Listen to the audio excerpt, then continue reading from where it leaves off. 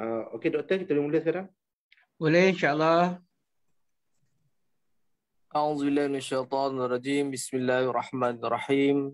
Assalamualaikum warahmatullahi wabarakatuh. Waalaikumsalam warahmatullahi. Alhamdulillahi rabbil alamin wassalatu wassalamu ala asyrafil anbiya'i wal mursalin wa ala alihi wa sahbihi ajma'in. Allahumma salli ala sayyidina Muhammad wa ala ali sayyidina Muhammad. Yang berbahagia Dr. Muhammad Zamru, Ustaz Syakirin, kemudian hadirin muslimin muslimat yang dirahmati Allah sekalian.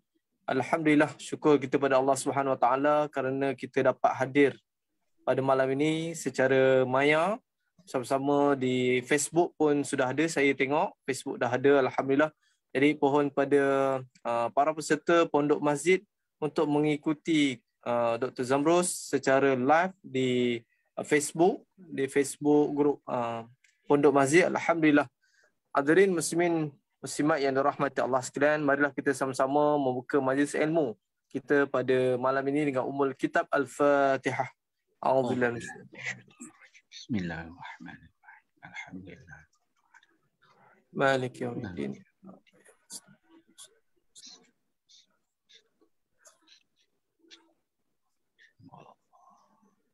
Alhamdulillah tuan-tuan, kita bersama-sama dengan Dr. Muhammad Zamru Muda pada malam ini. Sihat Doktor?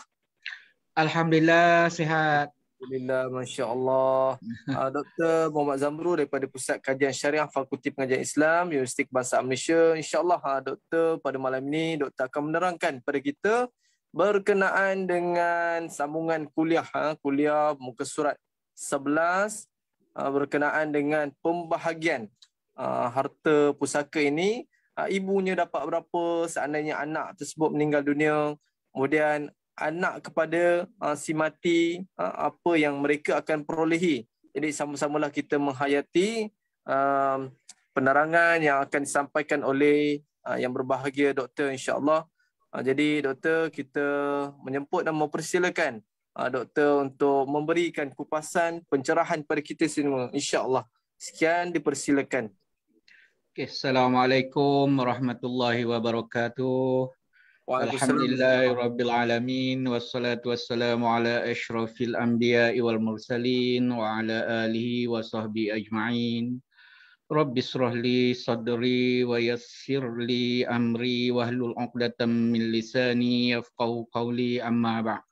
Terima kasih kepada Ustaz Izwan, pihak Urustia dan para peserta sekalian.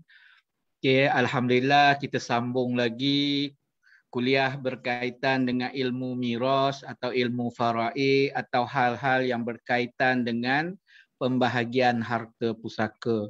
Kalau tuan-tuan dan puan-puan yang dirahmati Allah Subhanahu Wa Taala masih ingat lagi, pada 2 minggu lepas kita telah mengupas tentang pembahagian harta pusaka kepada suami dan isteri yang tergolong dalam kalangan waris-waris ashabul furud.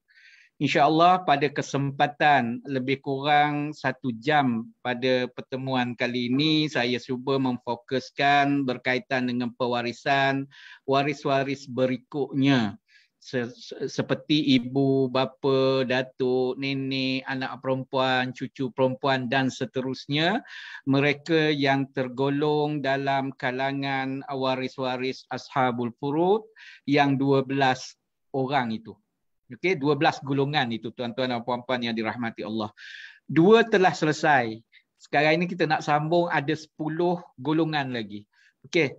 Tuan-tuan dan puan-puan, saya ada sediakan slide. Saya nak cuba share slide yang saya sediakan ini. Okey. Baik tuan-tuan dan puan-puan yang dirahmati Allah Subhanahu Wa Taala. Okey.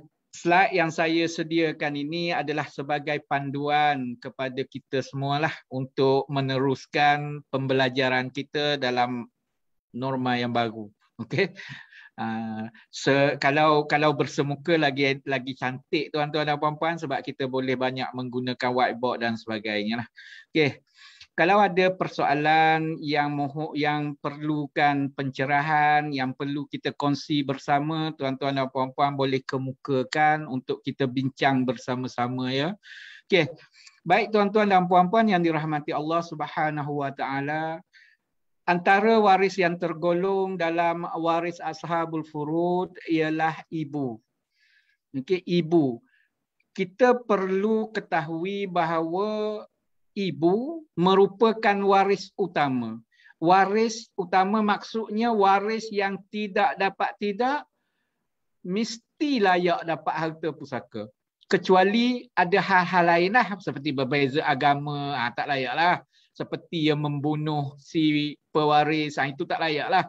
Tetapi selagi mana halangan itu tak ada, maka dia layak dapat harta pusaka. Tuan-tuan dan puan-puan yang dirahmati Allah Subhanahu taala, untuk mengelakkan kekeliruan, kerumitan dalam pembahagian harta pusaka, tuan-tuan dan puan-puan perlu hubungkan seseorang waris yang hidup dengan si mati atau si mati dengan waris yang hidup. Jangan kita keliru untuk menghubungkan di antara hubungan waris dengan si mati. Sebab ramai di luar sana, apabila dia datang bertanya kepada saya, Assalamualaikum Ustaz, saya nak tanya satu soalan. Ayah saya mati meninggalkan ibu saya. Keliru saya. Keliru. Kalau orang yang kurang mendalami ilmu faraid, dia jadi keliru. Maksud di sini, ayah saya mati meninggalkan ibu saya. Ibu kat situ bukan ibu yang kita nak bincang di sini. Ibu dalam persoalan itu adalah isteri. Kena faham tu. Ada yang bertanya juga, kan, seorang meninggal dunia, ayah saya meninggal dunia meninggalkan nenek saya, Ustaz. Nenek saya layak tak dapat pusaka. Berapa bahagian nenek saya? Nenek kat persoalan itu adalah ibu si mati. Kan? Jangan keliru sebab pertanyaan ni macam-macam. Jadi kita yang dah belajar ilmu miras ini kena pandai menghubungkan waris supaya tidak berlaku kesilapan dalam menentukan kadar atau bahagian yang layak berdasarkan status hubungannya dengan si mati. Ini ramai yang bertanya soalan macam tu lah. Kan seorang anak, seorang ini datang bertanya, mak dia meninggal dunia, dia masih ada nenek. Nenek itu adalah nenek yang bertanya. Tapi hubungan dengan si mati adalah ibu. Jadi kalaulah orang yang kurang mahir berkaitan dengan ilmu miras dan hal perhubungan dalam menentukan siapa waris yang layak, ya kan kelirulah. Sebab bahagian nenek dengan bahagian ibu sedikit berbeza. Bahagian ibu dengan bahagian isteri sedikit berbeza. Jadi kena faham yang itu. Itu adalah asas dalam pembahagian pusaka sebenarnya. Supaya kita pandai menghubungkan antara waris dengan si mati. Bukannya waris dengan yang bertanya. Ia berbeza tu tuan-tuan dan puan-puan yang dirahmati Allah. Okey, ibu di sini maksudnya ibu kepada si mati. Okey, baik tuan-tuan dan puan-puan. Berapakah kadar yang layak diberi kepada ibu sebagaimana ketentuan hukum syarak, sebagaimana ketetapan yang telah dibuat oleh Allah Subhanahu wa taala dalam surah An-Nisa ayat 11.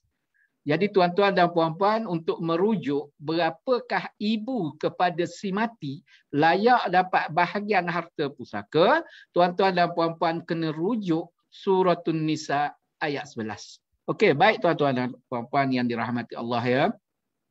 Ibu ini ada 3 situasi, 3 keadaan atau 3 kadar yang layak ibu warisi bergantung kepada situasi waris-waris yang terlibat mewarisi harta pusaka bersama dengan ibu berkenaan. Siapakah yang terlibat dalam mewarisi harta pusaka bersama ibu berkenaan? Ada sebahagian waris mempengaruhi bahagian ibu yang layak dapat pusaka. Apa makna ibu dulu? Kan? Sebab ramai yang kurang keliru tentang makna ibu. Okay. Ibu yang dimaksudkan dalam perbincangan ilmu mawaris atau ilmu pusaka ini tuan-tuan, atau ilmu faraid ini tuan-tuan dan puan-puan yang dirahmati Allah, sidang pendengar dan sidang penonton. Ibu di sini maksudnya orang atau wanita yang melahirkan anak, anak itu meninggal. Tak kiralah umur anak itu berapa. Kalau ada harta, maka yang melahirkan ianya itu masih hidup, ialah ibu. Okey, jelas ibu tu. Maksudnya, terkeluarlah perkataan ibu angkat, ibu susuan, ibu, wanita yang menjaga dan sebagainya. Persoalan ibu ini ialah orang atau wanita yang melahirkan anak. Dan anak itu meninggal dunia, tak kiralah umurnya berapa, janji ada harta, maka yang melahirkannya itu pangkatnya ibu. Layak dapat harta pusaka si mati yang dilahirkan oleh ibu berkenaan walaupun dia tidak menjaganya. Boleh faham tu. Sebab ramai yang timbul isu di luar sana kata, macam mana perempuan tu dapat harta pusaka? Ialah dia ibu dia, tapi dia tak jaga. Bukan masalah jaga, tapi masalah siapakah yang melahirkan anak itu dan apakah hubungannya dengan si mati. Kalau dia ibu, layaklah. Bukan menjaga, tuan-tuan dan puan-puan. Kalaulah faktor jaga untuk menentukan hak dapat harta pusaka, misi hospital, doktor di hospital lagi banyak menjaga orang sakit kok dan meninggal di hospital pun. Anak tak jaga pun. Dan pusat-pusat penjagaan orang tua kan, tidak layaklah mereka dapat pusaka kalau kerana jaga, bukan kerana jaga, tetapi kerana hubungan. Jaga itu persoalan lain. Yang persoalan pusaka adalah ibu ini orang yang melahirkan si mati. Itu yang kita kena faham, sebab banyak persoalan di luar sana mereka berbangkit tak jaga pun dapat pusaka. Kan dia persoalkan soal itu. Tapi menjaga itulah yang paling baguslah. Itu peranan ibulah. Tapi dari segi pusaka dia tak melihat itu. Okey, baik tuan-tuan dan puan-puan yang dirahmati Allah Subhanahu Wa Taala ya. Jadi ibu adalah orang yang menjaga pula, yang melahirkan seseorang itu. Okey, baik tuan-tuan dan puan-puan. Okey. Jadi berapakah bahagian ibu dalam harta pusaka? Yang ini kita nak lihat. Dah kita kenal dah siapa ibu. Jadi tak berbangkitlah soal jaga tak jaga tuan-tuan dan puan-puan ya, dalam soal untuk memberi hak pusaka. Janji dia melahirkan si mati. Okey.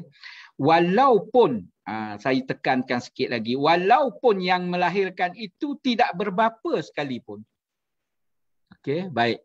Supaya kita faham, ramai bertanya di luar sana, anak tak sah taraf layak tak pusaka? Kena tanya dulu. Kan? Anak tak sah taraf layak tak dapat pusaka? Bahasa tak sah taraf tu lembut sikitlah. Biasa orang kita panggil anak luar nikah lah. Layak tak dapat pusaka? Saya kena bertanya, siapakah yang meninggal? Okey? Kalau ibu meninggal, anak layak. Kalau anak meninggal, ibu itu layak. Yang dia tak layak adalah sebelah bapa biologi. Sebelah bapa biologi.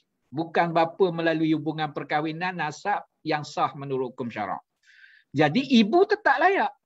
Seorang ibu tetap layak. Walaupun kelahiran itu ia tak berkahwin pun, tapi melahirkan anak.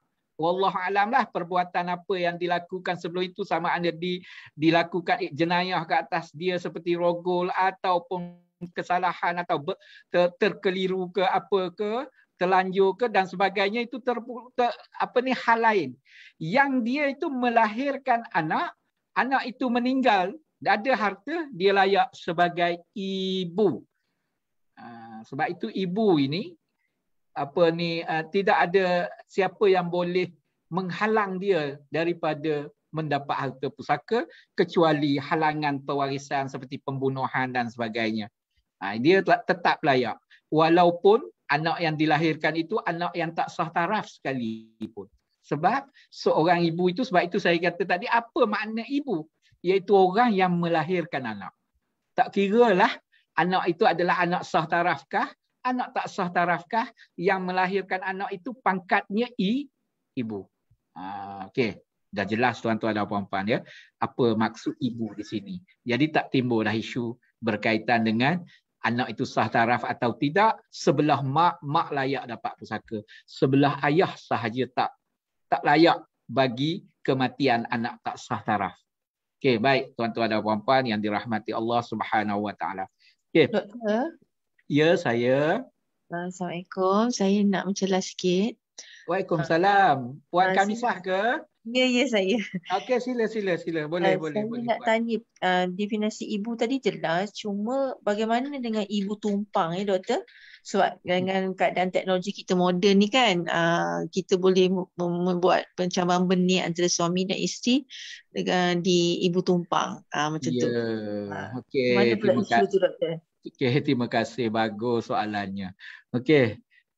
Tumpang kepada orang lain hukumnya tak boleh lah. Ini antara kekeliruan yang berlaku apabila tumpang. Kan. Jadi apabila ibu ini adalah orang yang melahirkan anak. Itu je.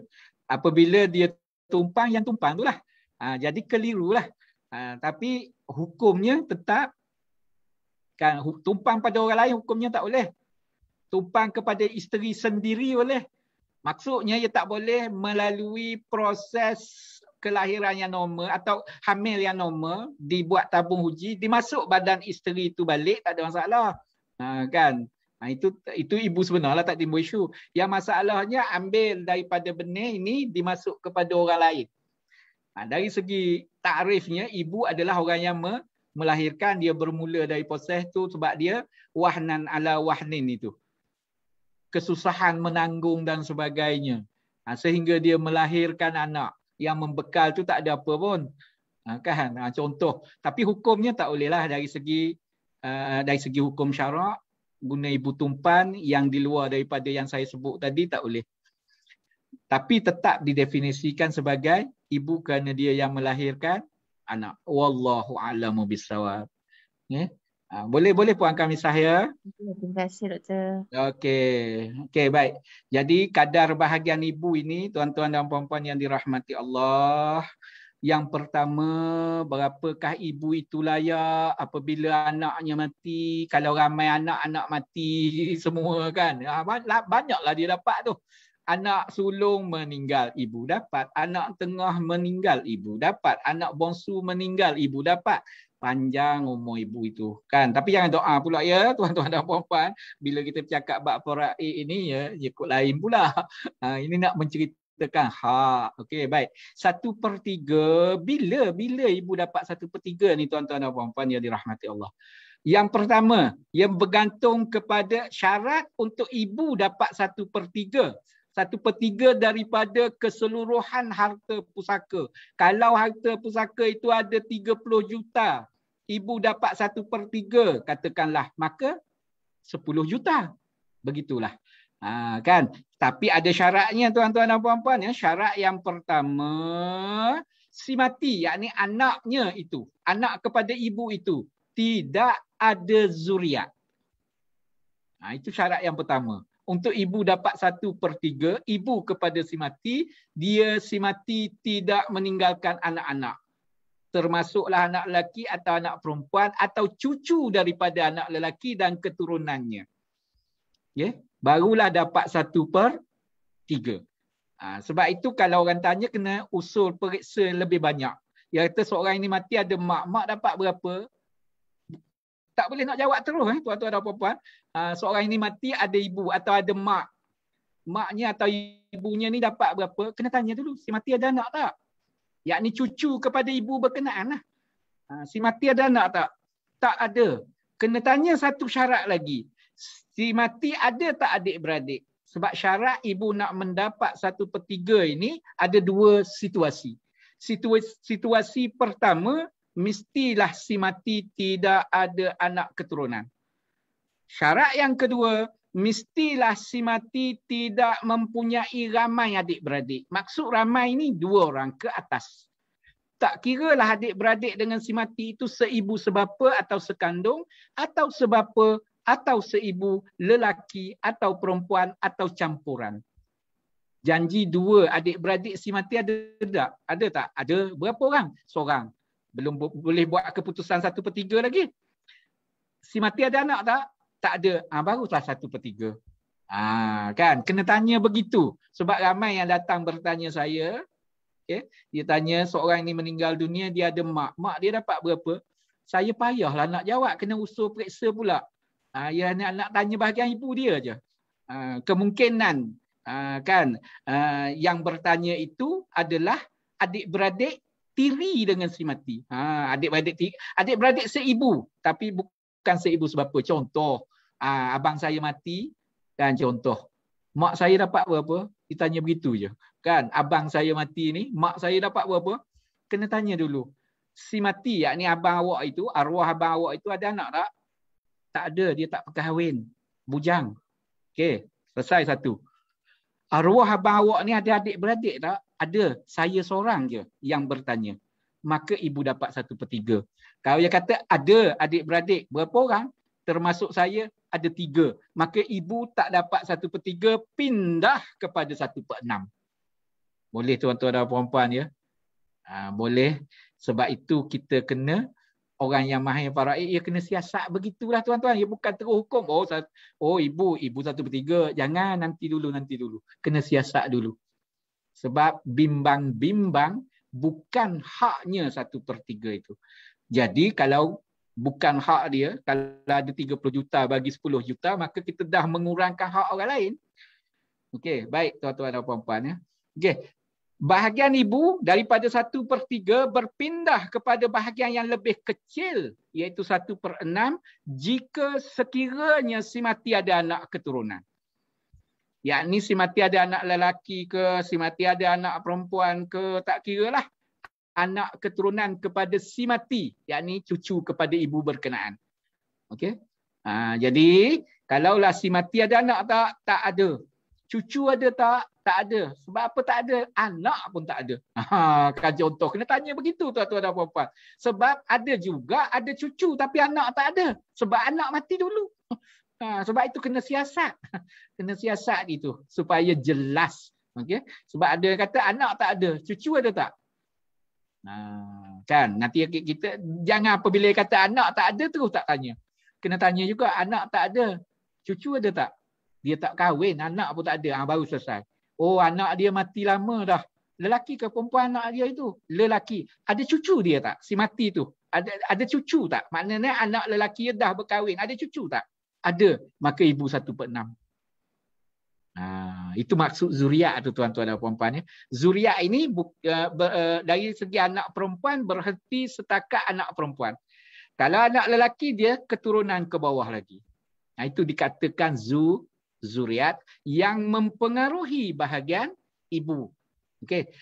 Kalaulah si mati atau si mati ini ada ramai adik-beradik, 2 orang, 3 orang, 4 orang, adik-beradik kepada si mati. Mungkin adik-beradik kepada si mati ini anak-anak kepada ibu berkenaan atau anak tiri kepada ibu berkenaan. Okey, boleh faham ya? Janji dia tu adik-beradik kepada si mati. Mungkin bukan anak ibu itu. Sebab si mati je anak ibu itu, adik-beradik dia anak ayah dia. Kan? Jadi adik-beradik sebab dengan si mati tetap mempengaruhi bahagian ibu itu. Okey. Boleh faham ya? Sebab ramai bercerita ni ia hubung dengan adik-beradik dia je. Yang seibu sebapalah sekandung. Yang luar tu dia kata bukan. Tak, selagi mana pangkatnya adik-beradik dengan si mati, tak kiralah yang sekandung ke, sama ayah lain mak dengan si mati ke, atau sama mak lain ayah dengan si mati ke, semuanya dianggap sebagai adik-beradik. Jadi kena gabung, kena cari yang itu, lebih tak 2 orang, lebih. Maka ibu kepada si mati dapat 1/6. Kalau seorang, anak-anak tak ada, balik-balik pada 1/3. Okey, baik tuan-tuan dan puan-puan yang dirahmati Allah. Boleh nampak dah bahagian ibu. Jangan bertanyalah.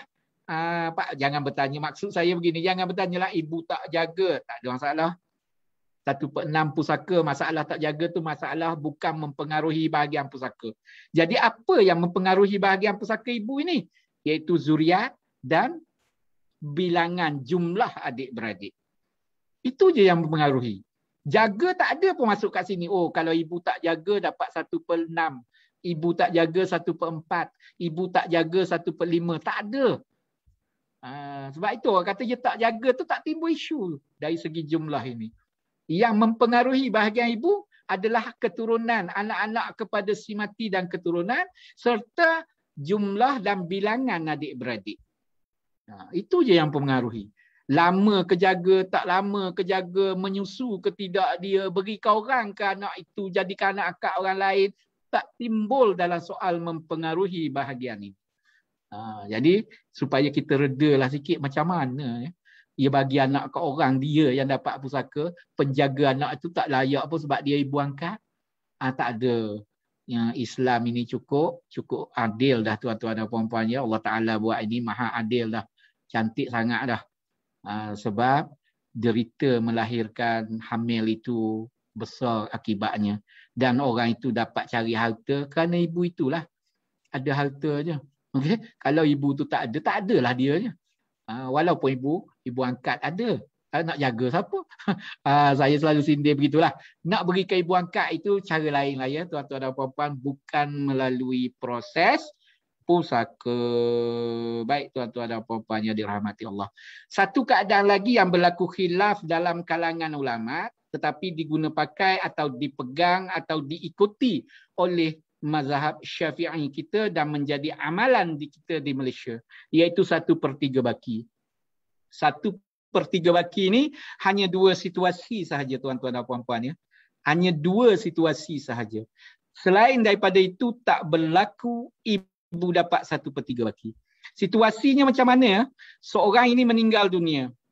Kalaulah dia lelaki, dia berkahwin, maka dia ada isteri, tak ada anak, tak ada adik-beradik yang ramai, kan? Ada ibu, ada bapa. Tak ada anak, tak ada adik-beradik yang ramai, tetapi si mati ada isteri, ibu, bapa. Ketika itu ibu dapat 1/3 baki, bukan 1/3. Okey. Boleh tuan-tuan dan puan-puan faham ya? Ataupun seorang perempuan meninggal dunia, mati, dia ada suami. Okay. Kemudian dia ada ibu, dia ada bapa. Maka dalam konteks ini, si mati tidak ada anak-anak, si mati tidak ada ramai adik-beradik. Kalau seorang tak menjejaskan, kalau ramai adik-beradik, ibu tetap dapat 1/3 baki. Maksud 1/3 baki ini, diberi bahagian suami dahulu, iaitu 1/2. Kemudian diberi bahagian ibu 1/3 daripada 1/2 baki lagi, dan baki lagi selebihnya diberi bahagian bapa. Kalaulah seorang mati ada suami, ibu, bapa tak ada, maka suami 1/2, ibu 1/3.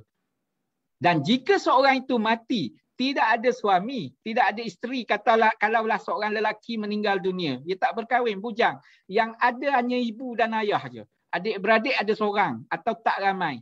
Tak kahwin dia, tak ada anak contoh. Maka ibu 1/3, bukan 1/3 baki. Syarat untuk dapat 1/3 baki, mesti ada 3 ini. Iaitu suami atau isteri, ibu, bapa. Boleh tuan-tuan dan puan-puan faham ya? Kan? Rumit pusaka kan? Kalau tak belajar macam mana ya tuan-tuan dan puan-puan ya? Yang dah belajar pun pening kan? Begitulah tuan-tuan dan puan-puan. Tapi lama-lama kalau kita duduk belajar tuan-tuan dan puan-puan, seronok kan? Dahlah seronok duduk bicara harta orang kan? Kita bicara hal kan, seronok lah kan? Okey. Tapi tak apa, bab pusaka ya. Okey, boleh nampak tuan-tuan dan puan-puan, ibu itu. Okey, kita selesai bahagian ibu, kita nak pindah bahagian ayah, bapa. Kan? Selesai bahagian ibu, kita berpindah pada bahagian bapa. Okey, baik tuan-tuan dan puan-puan. Baru 1 slide, hampir setengah jam dah tuan-tuan ya. Kan? Okey, bapa ada 3 keadaan. Macam ibu tadi juga 3 keadaan, tapi keadaannya berbeza daripada ibu. Okey. Bapa, yakni bapa kepada si mati. Sama ada bapa dan ibu ini suami isteri atau telah berpisah, itu cerita lain. Tapi hubungannya adalah bapa atau ayah kepada si mati. Kan? Sebab ramai bertanya di luar, Ustaz, saya nak tanya satu soalan. Kan? Seorang ini mati. Dia ada mak, tapi mak dengan ayah dia dah berpisah. Ayah dia dapat tak pusaka? Dapatlah. Pangkat ayah dapatlah. Bukan pangkat mesti suami isteri dengan mak dia tetap kekal suami isteri. Tak. Pangkat hubungan lelaki itu dengan si mati apa? Bapa. Dapatlah bahagian. Kan sebab dia tinggal dengan mak dia kan, ayah dia bercerai lama dah, entah kahwin lain dan sebagainya. Dapat tak? Dapat. Sebab apa? Dia ayah si mati. Jaga tak kan, masa hidup tak pernah beri nafkah kepada anak ini Ustaz. Itulah isu masyarakat kita. Macam mana tu? Kan salah dia dari segi tak beri nafkah, kita jangan buat salah pula kerana tak beri dia pusaka. Kan? Dia salah lah kerana tak menafkahi anaknya sebagaimana tanggungjawab dia. Kita pula jangan tumpang sekaki pula buat salah, tak beri pula harta pusaka kat dia. Kan? Oleh tuan-tuan dan puan-puan ya. Jika sekiranya nafkah itu jatuh di atas dasar hutang, itu cerita lain. Boleh ditolak daripada harta nak kurang dan sebagainya atas dasar dia berhutang dan sebagainya, itu cerita lain. Yang paling penting dia ada hak pusaka. Jangan kita tumpang pula. Biarlah dia buat silap tak beri nafkah kat anak-anak dia. Kita pula buat silap tak beri hak dia. Jadi 2 kali 5 je lah. Saya selalu sindir begitulah tuan-tuan dan puan-puan ya. Supaya kita faham. Jangan kita sekat hak orang. Jahat macam mana orang itu hal dia dulu. Hak dia tetap ada. Cuma bagaimana nak menguruskan hak dia, nak dikawal, itu kena ada pihak-pihak yang berautoriti lah. Tapi hak tetap hak. Itu maksudnya. Sebab hak seseorang tak boleh dirampas sewenang-wenangnya. Selagi mana hak dia itu sabit menurut hukum syarak. Tak boleh dirampas kecuali pihak-pihak berkuasa nak buat keputusan kerana dia tak tanggung dulu, nak beri kepada orang yang menanggung dia kerana dia tak beri nafkah, itu cerita lain. Yang paling penting kita nak serah hak dia dulu. Okey? Boleh, baik tuan-tuan dan puan-puan. Ada 3 situasi, ada 3 keadaan bapa akan mendapat salah satu daripada 3 keadaan ini. Keadaan yang pertama, bapa dapat 1/6. Bila ni? Bapa dapat 1/6. Kalaulah si mati, yakni anaknya itu ada anak lelaki ke bawah. Anak lelaki. Kalau ada anak perempuan tapi tak ada anak lelaki, maka pindah yang kedua, iaitu 1/3 campur baki. Si mati ni meninggal dunia, kan, seorang lelaki meninggal dunia, tidak berkahwin, bujang, tak ada anak lah, tak ada anak, maka bapa dapat baki kalau ayah dia masih hidup ketika dia meninggal dunia. Bapa dapat baki asabah kalau tak ada anak. Seorang lelaki mati, dia berkahwin, ada anak. Bapa dapat berapa? Kena tanya dulu, anak lelaki atau anak perempuan? Anak perempuan seorang, bapa 1/6 campur baki. Anak apa? Anak lelaki. Anak perempuan tak ada. Anak lelaki 1/6 sahaja. Begitulah nak siasat tu. Kan, seorang mati tu ada bapa, anak lelaki ada, anak perempuan pun ada. Dia pakai 1/6. Bukan 1/6 campur baki. Kalau harta ada 6 juta, 1 juta. Bapa dapat 1 juta. Apa 1 juta? 1/6. Sebab apa? Sebab ada anak lelaki. Berapa orang tak kira, jumlah tak kira. Janji ada anak je. Jumlah tak kira, sempurna tak kira. Dia ada anak lelaki, ramai untuk bercerita begitulah. Saja nak bercerita tak ada masalah, tapi tak mempengaruhi bahagian bapa. Seorang ini ada anak lelaki, tapi anak lelaki dia ini tak sempurna, OKU, Down syndrome, contohlah, insane, tak sempurna akal dan sebagainya. Itu cerita je tuan-tuan dan puan-puan ya. Yang naknya lelaki tak budak tu. Atau anaknya itu. Anak kepada si mati tu. Cucu kepada bapa ni lah. Kalau lelaki 1/6 lah. Habis Down syndrome, itu cerita je lah. Cerita je. Dia tak mempengaruhi bahagian pusaka. Nak cerita tak ada masalah, tapi tak mempengaruhi. Kan, anak lelaki dia ni kaya Ustaz, tapi ayah dia yang miskin. Ayah kepada si mati miskin, atuk lah. Tapi anak lelaki ni kaya. Kan, seorang meninggal dunia umurnya 60, bapanya umur 83, 84. Bapa kepada si mati, anaknya umur 40 atau 35, 40. Oh, kaya dia. Anak lelaki si mati ni kaya, banyak harta. Atuk dia ni orang yang susah Ustaz. Atuk kepada anak lelaki ni. Okey, yang cucu tu. Tapi si mati ni macam mana? 1/6 juga ke? Ya, 1/6 juga haknya. Okey, sebab dia ada anak lelaki. Tak boleh ke nak beri banyak? Tanya anak lelaki itulah, bukan tanya ustaz dah lah. Kan? Ramai tanya begitu, tak boleh ke kita nak serah kepada ayah dia banyak sikit ustaz? Saya kata bukan tanya saya dah lah soalan itu. Kena tanya anak lelaki yang dapat banyak tu. Contohnya lah. Kalau anak lelaki nak serah, tak ada masalah. Kalau anak lelaki tak nak serah, pun tak ada masalah. Kerana hak bapa hanya setakat 1/6. Tapi cucu berkenaan tengok atuk susah, timbang-timbang lah ya. Itu dari segi nak berlaku ihsan, nak berlaku baik, nak buat kebajikan dan sebagainya. Itu terpulang kepada anak lelaki berkenaan. Dari sudut makan hak, orang lain sudah selesai. Iaitu kita dah beri bahagian datuk berkenaan 1/6. Itu hak bapa. Hak bapa kepada si mati.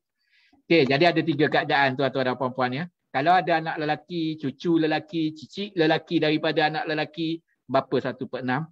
Kalau sekiranya tak ada anak lelaki, cucu lelaki pun tak ada, cicit lelaki pun tak ada sehingga ke bawah, yang ada hanya anak perempuan sahaja atau cucu perempuan daripada anak lelaki sahaja, maka bapa 1/6 campur baki, jumlah ni tak kira lah berapa orang.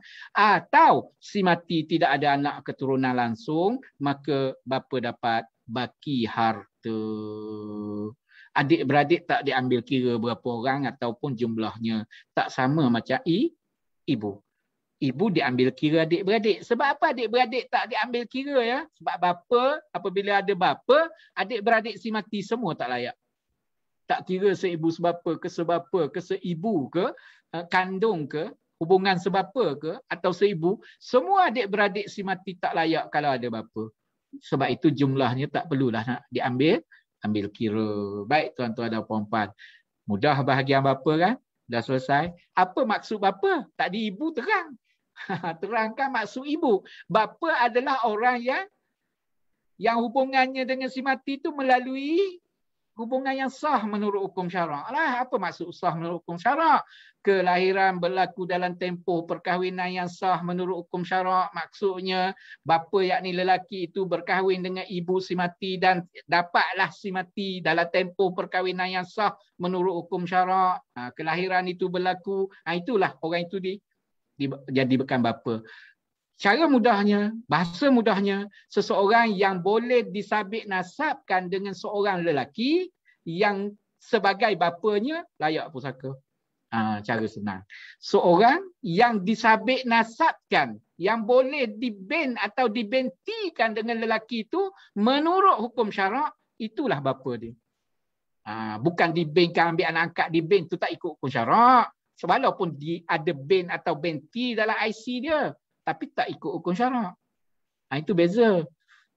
Baik tuan-tuan dan puan-puan yang dirahmati Allah ya.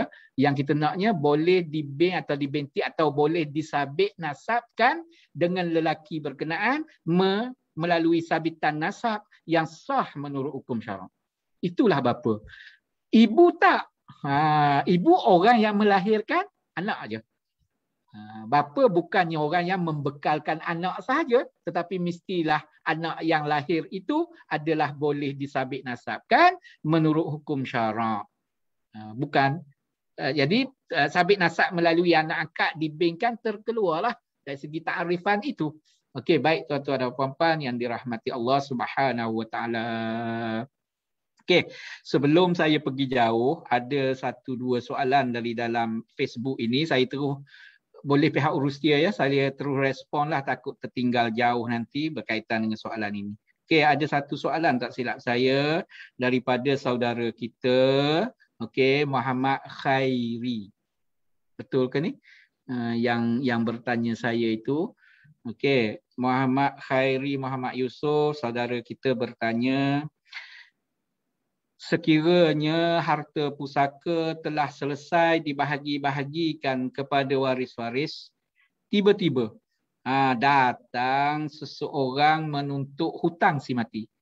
Bagaimana cara waris-waris untuk membayar balik hutang berkenaan?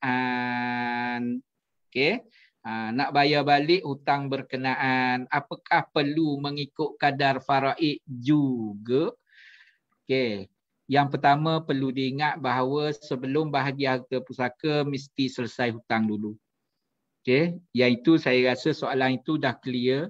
Yang soalan yang Muhammad Khairi kita bertanya ini, sahabat kita bertanya, mungkin terlepas atau tak diketahui.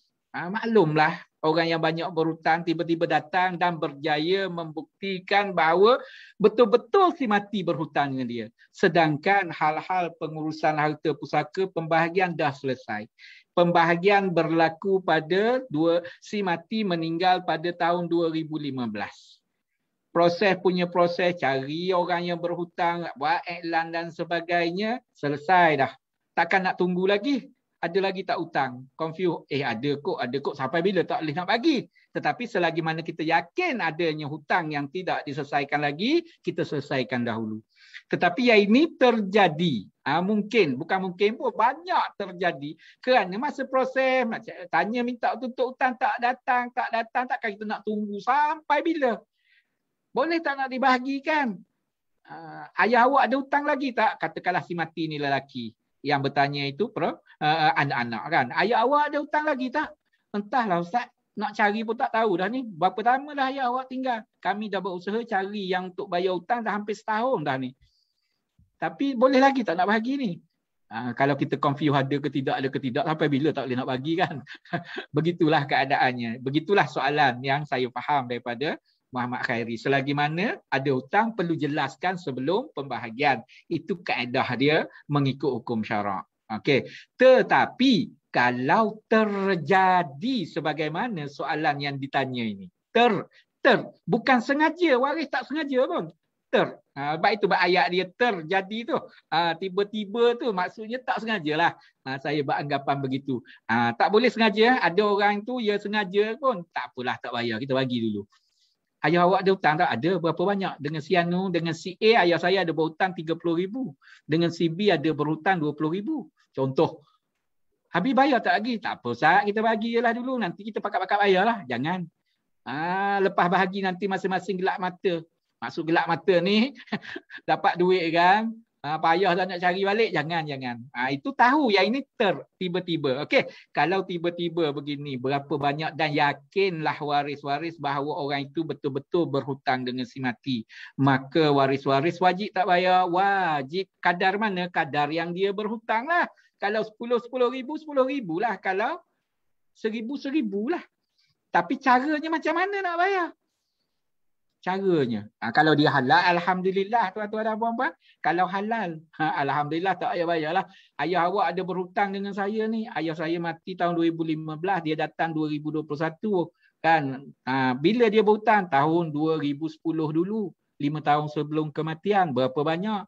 Adalah dalam 3,000, 10,000. Tapi oleh kerana dia dah mati, saya halalkanlah. Selesai, alhamdulillah.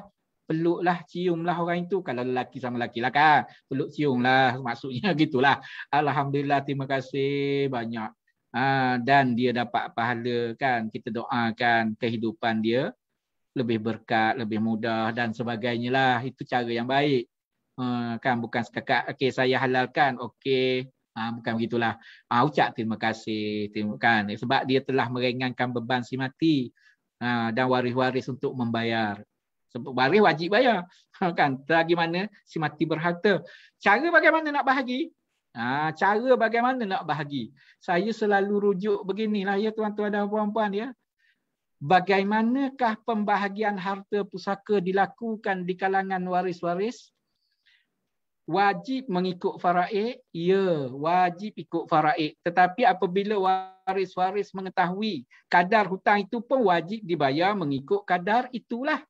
Mengikut itu. Tetapi kalau waris-waris, masa pembahagian harta pusaka wajib ikut faraid, tetapi oleh kerana waris-waris dah berbincang kadar yang wajib, mereka dah tahu, mereka setuju melepaskan hak masing-masing dalam kerangka ilmu faraid dalam prinsip yang kita panggil takharruj lah.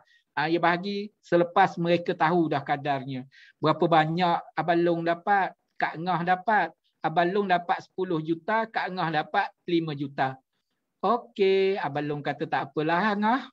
Abang Long bagi ke Angah 5 juta, 2.5 juta biar jadi sama dengan Abang Long. Tak ada masalah lah. Oleh itu datang pula minta hutang 15,000. Nah, 2 orang anak tadi nak buat macam mana? Lepas bahagilah ni. Kan? Ikut kadar faraid Along kena bayar 10,000. Angah kena bayar 5,000. Angah kata oleh kerana kita bagi sama dulu, Angah keluar 7,500. Along pun keluar 7,500. Sebab itu proses perbincangan tu nak kena berlaku lah. Itu caranya.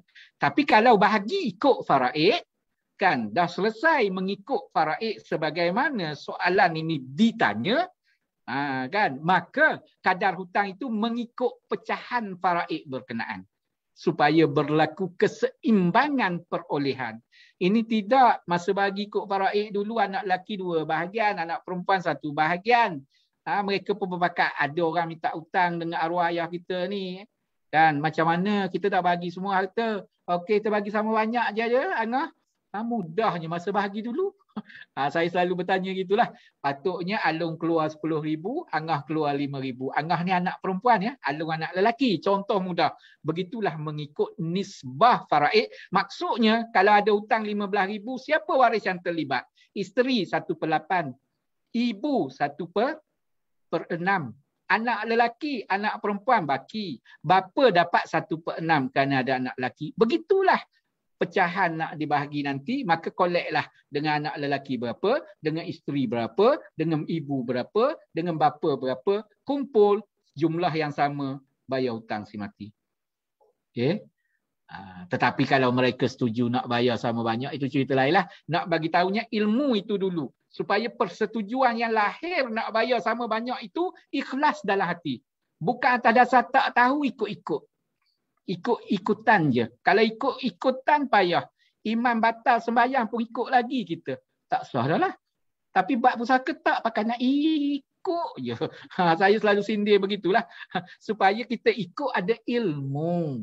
Dan kita bersetuju itu atas dasar keikhlasan yang paling dalam. Orang goncang macam mana pun tak bergoyang lah. Orang kata apa pun tak apa. Bukan orang lain. Adik-beradik saya. Nak begitu. Ini tak. Ya ke? Tak nak begitu Okey. Nampak ya Ustaz, saudara kita Muhammad Khairi. Kalau bahagi ikut faraid, maka hutang itu kena bahagi juga mengikut kadar faraid yang ada. Jangan kita kumpul waris, kita collect sama banyak belaka nak pergi bayar hutang. Tengoklah perimbangan. Sebab asalnya hutang itu dibayar berdasarkan harta pusaka. Okay? Yang mana lebihan daripada harta pusaka, kalaulah harta itu ada 30,000, tiba-tiba bagi 30,000 kepada waris, tiba-tiba orang datang minta hutang 15,000, maka pada awalnya sepatutnya dah bayar hutang 15,000. Yang bahagi hanya 15,000. Itulah bahagian waris. Tetapi oleh kerana 15,000 itu dah bercampur dengan 30,000 ini dan mengambil kadar faraid, begitulah nak asing balik yang 15,000 yang dia berhutang itu. Okey, baik. Terima kasih. Bagus soalan. Okey. Okey, baik ya.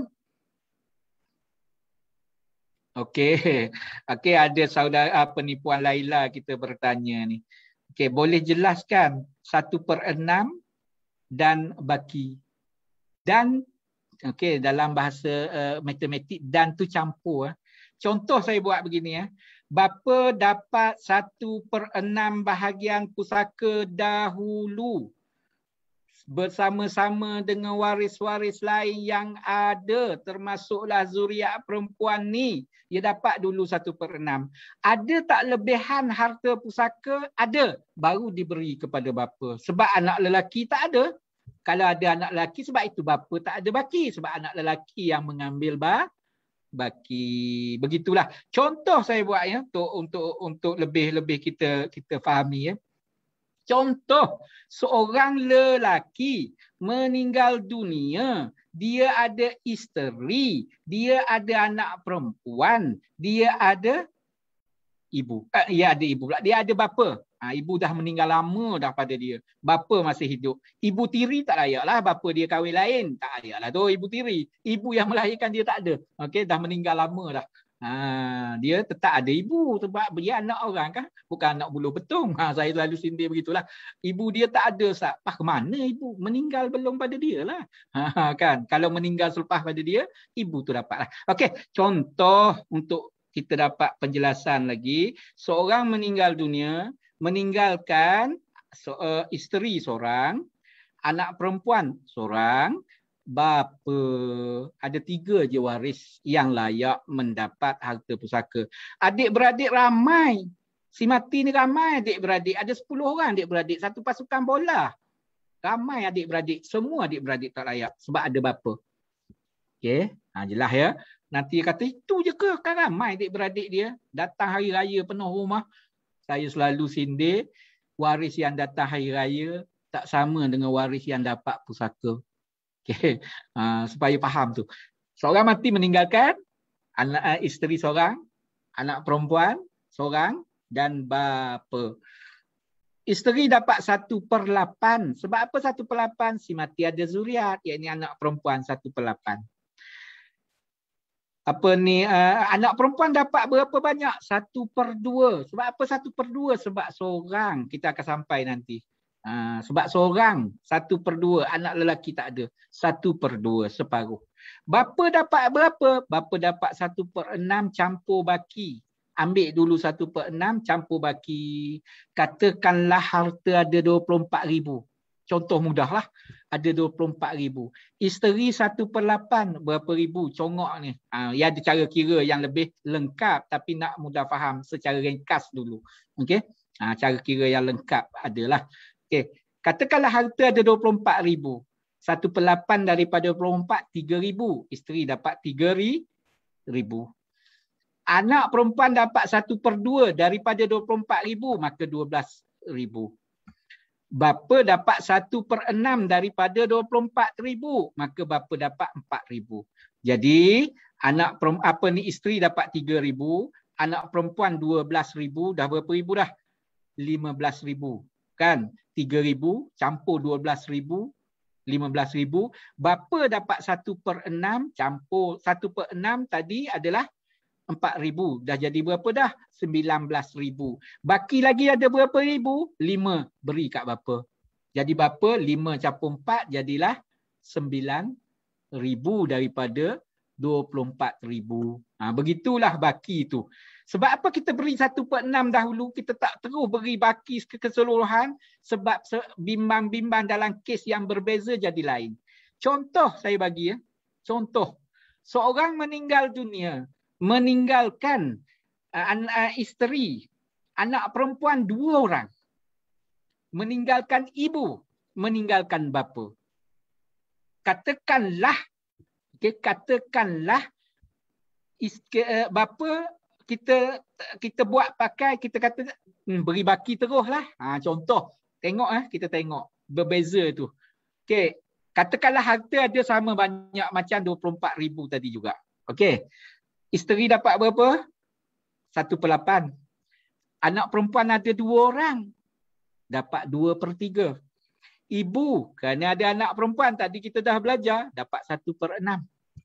Bapa, kalaulah kita beri baki, kesihan bapa. Tapi bapa kita ambil 1/6 campur baki. Okey. Katakanlah 24,000. Bayangkan 24,000. Contoh 24,000. Okey. Contoh. Kes ini kes agak janggal sikit tapi nak terangkan bahawa penting letak 1/6 campur baki, bukan terus letak baki. Okey. Berbeza. Isteri katakanlah 1/8 daripada 24,000, maka 3,000.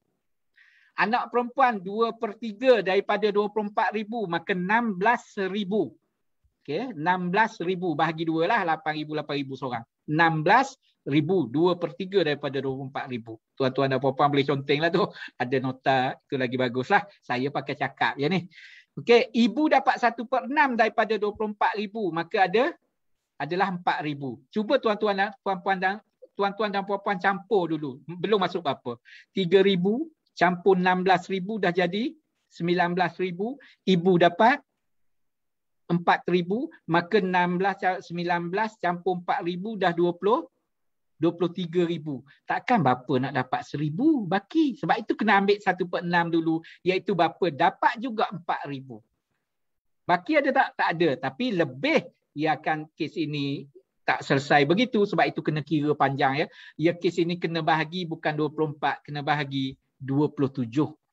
Sebab harta tak cukup.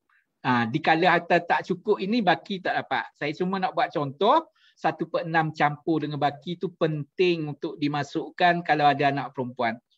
Okay? Bukan ada orang setengah menyelesaikan terus dia beri baki sahaja. Mungkin baki itu kurang daripada 1/6. Okey, tuan-tuan dan puan-puan nampak. Contoh yang saya buat tadi adalah contoh yang berlaku pada zaman Saidina Ali. Bukan bahagi 27, bukan bahagi 24 kes itu, tapi kena bahagi 27. Maknanya 24,000 harta kena bahagi 27 dulu. Okey.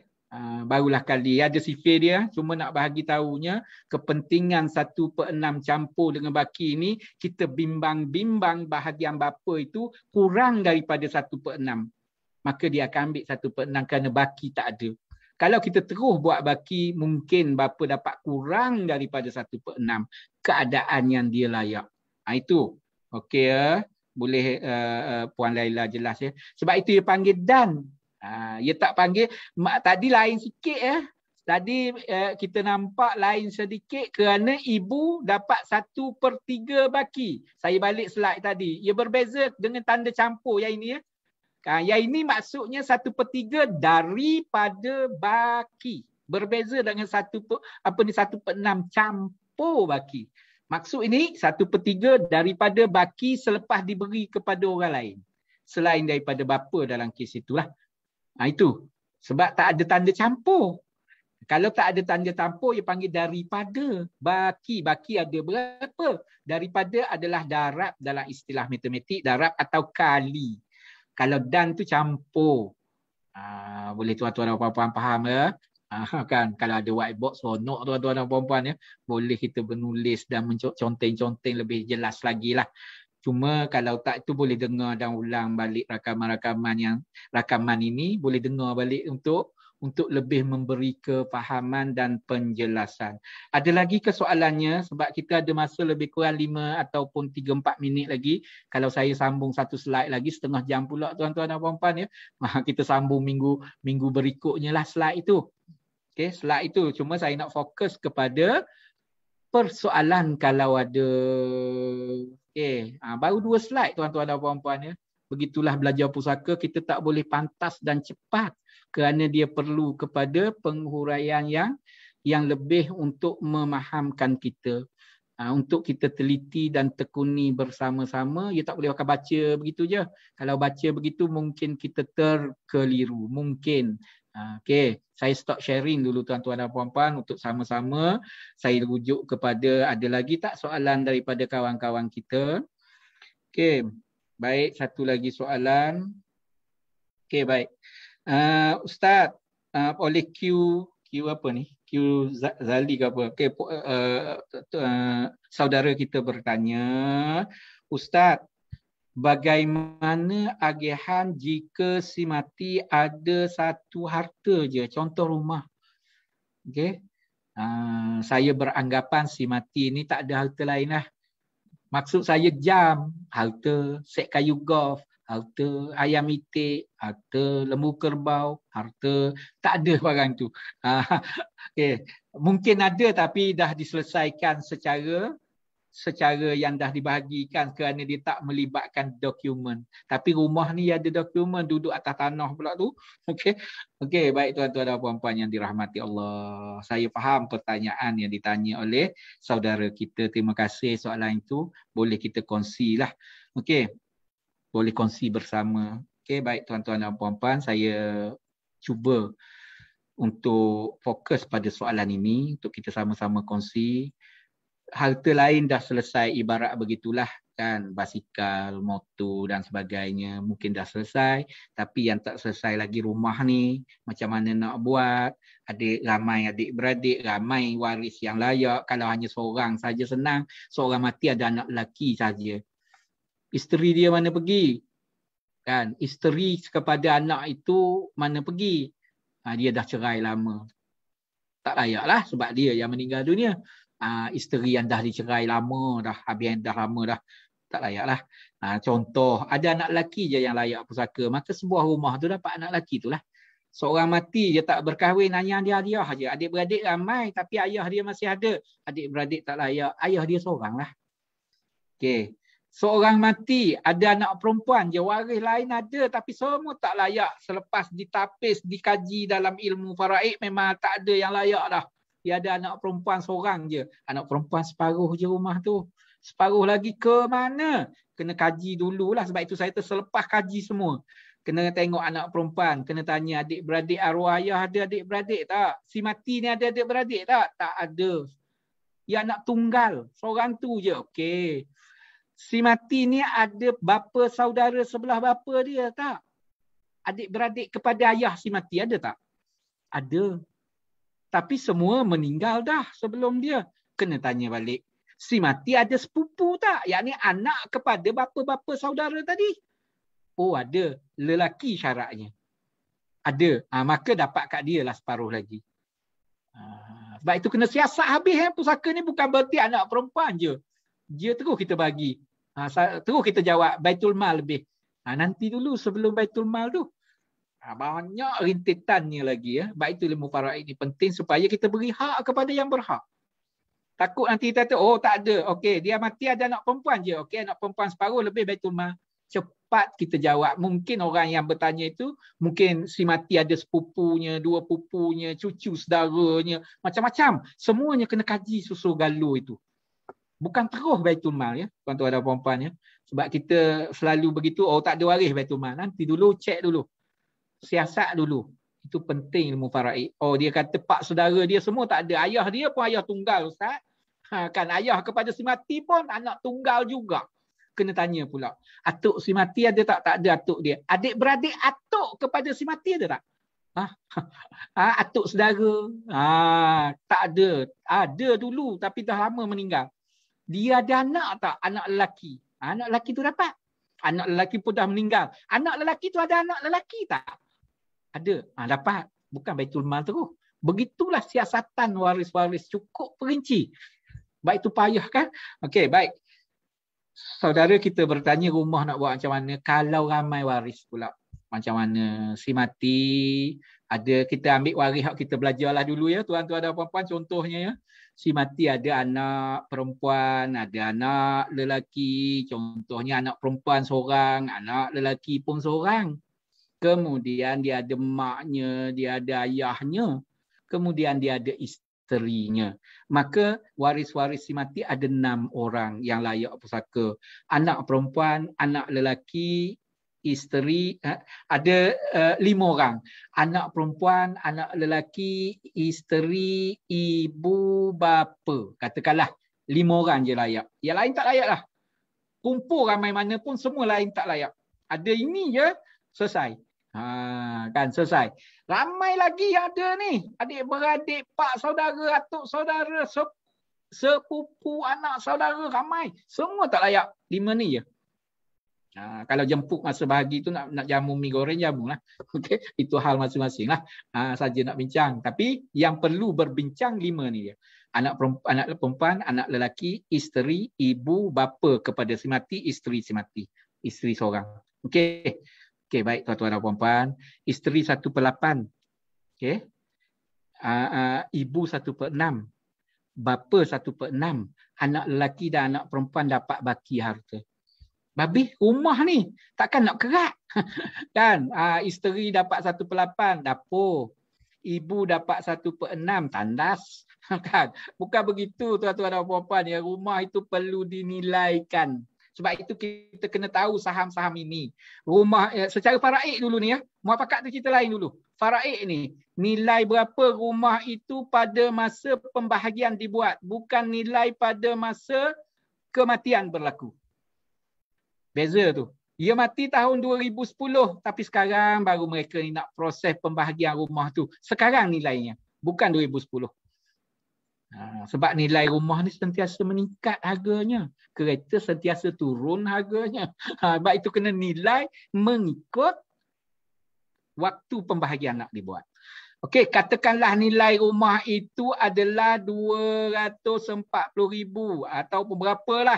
Maka begitulah pecahannya. Isteri 1/8, ibu 1/6, bapa 1/6, baki lagi adalah untuk anak lelaki dan anak perempuan. Anak lelaki ambil 2 bahagian, anak perempuan 1 bahagian daripada baki tadi. Okey. Maka kalaulah rumah itu 500,000, bahagilah dengan 24. Contohnya lah 500,000 bahagilah dengan 24. Isteri 1/8. Maka isteri dapat berapa bahagi tadi? Kalilah dengan 3 bahagian isteri. Itu panjang kiranya. Tapi ada orang kira direct terus. 1/8 kali 500,000. Ada yang kira direct terus, tapi kena hati-hati, bimbang-bimbang bukan pecahan yang tepat kerana berlaku kekurangan harta macam yang saya buat contoh sebelum tadi, 2 orang anak perempuan, isteri, ibu, bapa. Yang itu tak boleh bahagi secara direct, kena buat pengiraan secara detail. Yang ini tak ada masalah, boleh bahagi secara direct. 1/8 daripada 500,000 berapa? 1/6 daripada 500,000 berapa? 1/6 500,000 berapa? Baki lagi untuk anak lelaki dan perempuan. Kalaulah baki itu ada 200,000 atau 300,000, lelaki 200,000, perempuan 100,000. Berapa? Jadi berbincanglah waris-waris. Kalaulah atuk nenek kepada cucu, anak lelaki, anak perempuan nak kata, oh saya dapat 1/6, jumlahnya sekitar sekian-sekian ribu. Tak apa, bahagian saya bagi ke anak-anak lah. Terpulang. Janji dia dah tahu bahagian dia. Dengan syarat dia tidak dipaksa. Dengan syarat dia tidak nyanyuk. Itu syarat-syarat nak melepaskan bahagian. Dan dia tahu bahagian dia. Dia kata, oh, sebab itu kena tahu faraid. Baru kita tahu banyak ke sikit sehingga kita nak bergaduh ni. Tiba-tiba sikit berbaloi ke dengan bergaduh. Nak pertahan juga hak kita kan. Bukan gitu. Jadi rumah sebuah itu boleh dinilaikan, bagi ikut nilai. Anak lelaki paling banyak dapat dalam konteks ini, maka anak lelaki kata okey, ataupun anak lelaki, anak perempuan, isteri tadi dia 3 beranak. Isteri ini mak pada masing-masing berpakat 3 ini bayar bahagian nenek dan atuk kalau nenek dan atuk nak juga. Jadi rumah milik mereka bertiga. Sebab itu nak tahu kadar dan saham tu penting. Ini tidak kita paling sikit dapat, tapi paling lantang bersuara. Tak cantik lah. Kalau main saham pun, pemegang saham terkecil takkan ada suara besar dalam syarikat. Saya selalu sindir begitu supaya kita sedar dalam proses pembahagian ini. Ini tak kecil pun dia yang paling lantang, tak cantik lah. Sebab orang nak bayar bahagian dia. Ada juga yang kecil buat keputusan. Rumah ini semua tak dapat, kita jual bahagi duit. Sedangkan ada waris di kalangan itu, ada yang kaya, yang berkehendakkan, ia boleh bayar, ia boleh tolak. Ada juga begitu kerana ikut keputusan dia. Sedangkan dia paling kecil sekali dapat. Kan tak padan lah. Itu sebab itu pusaka ni macam main saham lah ya tuan-tuan dan puan-puan. Yang saham besar lah kita kena tanya. Awak dapat paling banyak, macam mana proses nak buat? Baru betul. Ini saham paling kecil sekali buat keputusan yang mungkin tak dipersetujui oleh orang pemegang saham paling besar. Sebab itu kadar faraid cantiknya kita tahu dulu ya. Baru kita buat perbincangan, buat keputusan. Kan manis tu dengan sedar, dengan ilmu yang kita ada. Kan? Jadi apa-apa berlaku sudah tidak terdetik dah dalam hati. Maksudnya penyelesaian pusaka yang dilakukan dalam kalangan waris selesai sampai bila-bila. Tidak lagi rumah siap, pahat masih berbunyi. Jadi itu kita nak elok. Nak elakkan. Itu yang terbaik kita buat. Kalaulah masing-masing tak tahu, terus muafakat, terus lepas hak, tiba-tiba tahu kemudian, barulah pahat mula berbunyilah. Kan? Tak manis kan tu? Cantik masa kita nampak dari segi gambaran mata kasar kita cantik adik-beradik tu keluarga. Rupanya cantik atas dasar tak tahu. Kan? Okey, saya selalu beringat begitu.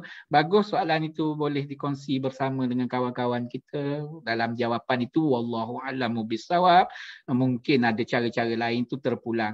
Ada setengah anak saya kata saya mak isteri saya nak rumah, saya tolak harta lain. Boleh. Dengan tahu dah kadar-kadar. Tapi oleh kerana dalam kes yang ditanya itu tak ada dah harta lain. Sebab itu saya tak kaitkan dengan tolak harta lain tadi tu. Ia kena ambil daripada harta sendiri. Isteri kata saya ada duit, saya bayar bahagian orang lain. Macam mana setuju dengan nilai itu? Isteri walaupun dia paling kecil, dia buat keputusan.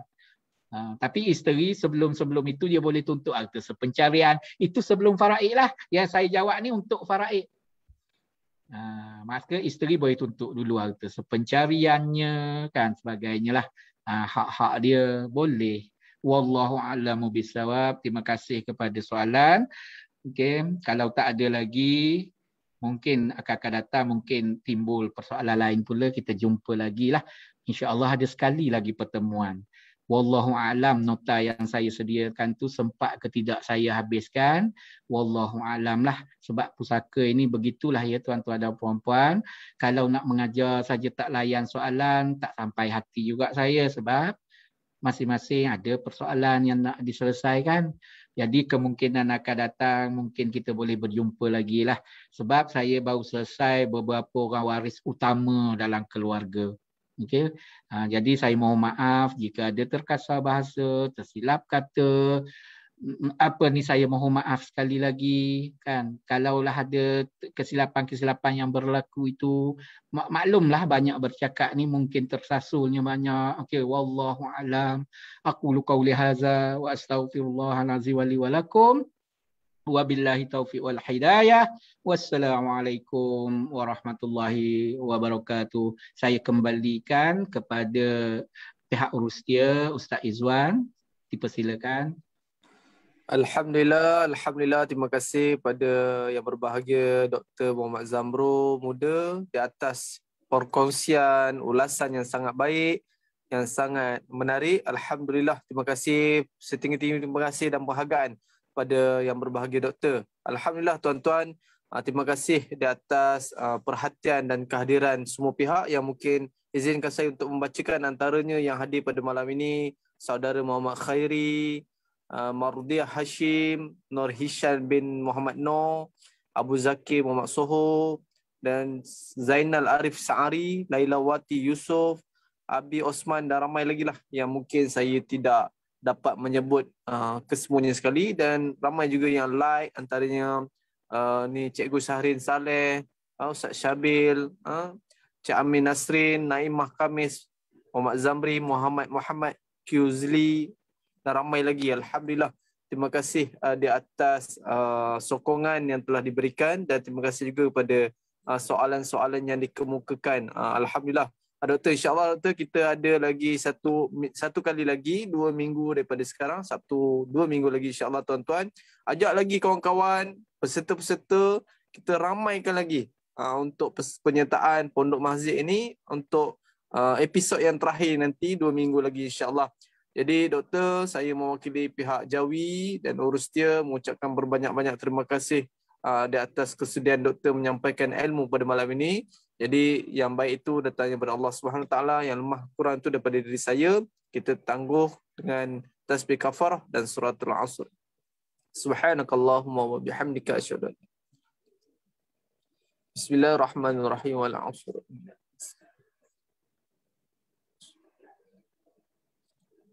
Sekian, wabillahi taufiq wa hidayah. Assalamualaikum warahmatullahi wabarakatuh.